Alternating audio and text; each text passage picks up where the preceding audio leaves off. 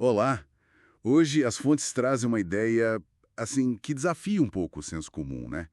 A noção de que talvez a gente devesse ter mais cautela com amigos do que com inimigos. É uma ideia forte.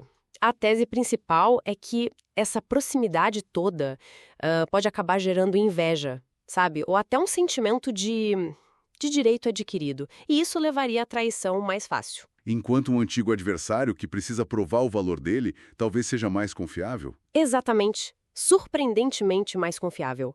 A necessidade de validação pode criar uma lealdade diferente. Vamos explorar isso então. Essa dinâmica de poder e confiança. Perfeito.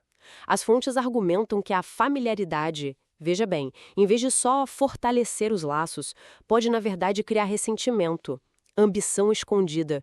Por outro lado, uma relação construída assim, no interesse mútuo, claro, mesmo com um ex-inimigo, pode ter bases mais sólidas. Menos calorosas, talvez, mas sólidas. E tem um caso histórico que ilustra isso muito bem, né? O de Miguel III e o Basílio. Isso, lá no Império Bizantino, século IX. É um exemplo dramático. Pois é. O Basílio começa como um simples cavaleiro, certo? Salva a vida do Miguel, e aí, por gratidão, o imperador cobre ele de favores.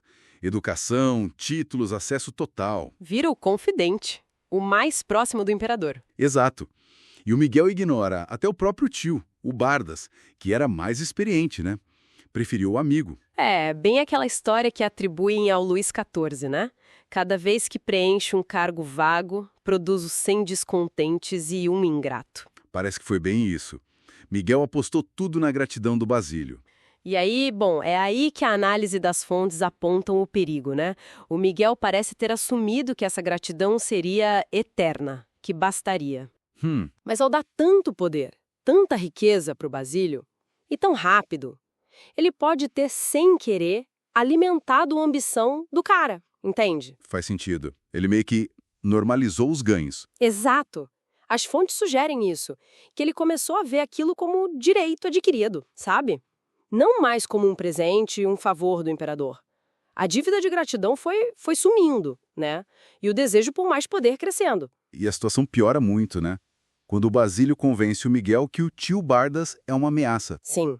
E como aval do imperador, mesmo que implícito, o Basílio vai e assassina o Bardas. E assume o posto dele. É quase aquela ideia de que um amigo sabe exatamente onde atacar, né? Ele usou a confiança do Miguel. Contra ele mesmo. Exatamente. Sabia como manipular. E tem um momento chave, né, que as fontes destacam. Sim. O ponto de virada, sim.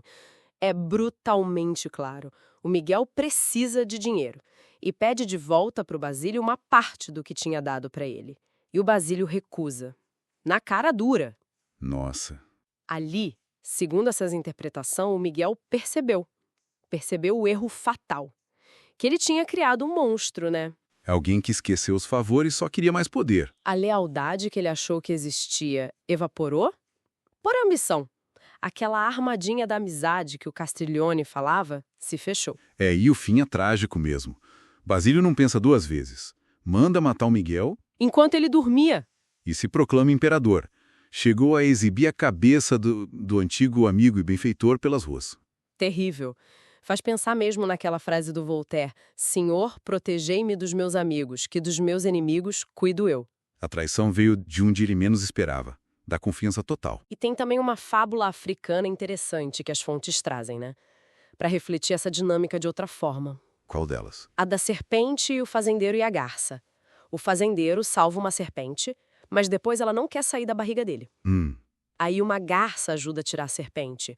Só que o fazendeiro, com medo do veneno da serpente, decide que precisa comer a garça como antídoto. Que coisa horrível. Ele ia comer quem ajudou ele. Pois é, mas a esposa dele não deixa, solta a garça. Só que aí a garça, livre, bica os olhos do fazendeiro e cega ele. Nossa, que moral sombria. É bem isso, uma sequência onde boas ações geram resultados negativos. Reforça a ideia de que gratidão não é garantia de nada, sabe? Favores podem ter retornos perigosos. Um eco do Miguel e Basílio. Então, o que a gente tira disso tudo?